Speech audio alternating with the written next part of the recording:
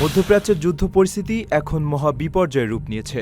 বিশ্বজুড়ে যে যুদ্ধাবস্থা তৈরি হয়েছে তা স্পষ্টতই এক নতুন বৈশ্বিক সংঘাতের অশনি সংকেত। সৌদি আরব ও ইয়েমেনের হুতিদের দীর্ঘদিনের চাপা ক্ষোভ ও প্রক্সি যুদ্ধগুলো এখন প্রকাশ্য রূপ ধারণ করায় বিশ্লেষকদের অনেকেই আশঙ্কা করছেন পৃথিবী হয়তো ইতিমধ্যেই অলক্ষিতভাবে তৃতীয় বিশ্বযুদ্ধে প্রবেশ করে ফেলেছে। এর মধ্যেই চুক্তি লঙ্ঘন করে ইরানের পারমাণবিক ও সামরিক স্থাপনা লক্ষ্য করে হামলা জোরদার করেছে যুক্তরাষ্ট্র। ইরানও হাত গুটিয়ে বসে থাকেনি। তেহরানের পক্ষ থেকে ওমান, কুয়েত সহ আরব দেশগুলোই অভূতপূর্ব মাত্রায় পাল্টা ক্ষেপণাস্ত্র ও ড্রোন হামলা চালিয়ে সেই আঘাতের জবাব দেওয়া হয়েছে। পরিস্থিতিকে চূড়ান্ত রূপ দিতে মস্কোর সক্রিয় অংশগ্রহণ এখন আর গোপন কোনো বিষয় নাই।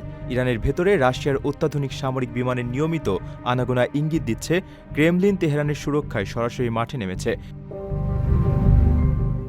মার্কিন যুক্তরাষ্ট্র ও পশ্চিমা বিশ্বের প্রবল নিষেধাজ্ঞা বৃদ্ধাঙ্গুষ্টি দেখিয়ে রুশ যুদ্ধবিমানের এই অবস্থান মধ্যপ্রাচ্যের আকাশকে এক নতুন স্নায়ুযুদ্ধের উত্তাপে ভরিয়ে দিয়েছে।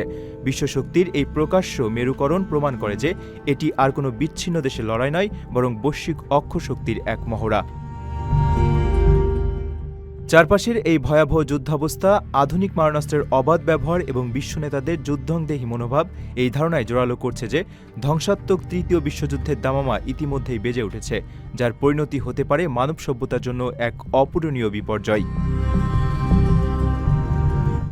আপনার স্বপ্নগুলো আকাশ ছুবে প্রবাসীর হেলিকপ্টারের মাধ্যমে। বিয়ে, জন্মদিন অথবা যে কোনো বিশেষ প্রয়োজনে হেলিকপ্টার ভাড়া করতে যোগাযোগ করুন স্ক্রিনে দেয়া নাম্বারে। প্রবাসীর হেলিকপ্টার, নিরাপদ ও সাশ্রয়ী বাহনের বিশ্বস্ত নাম।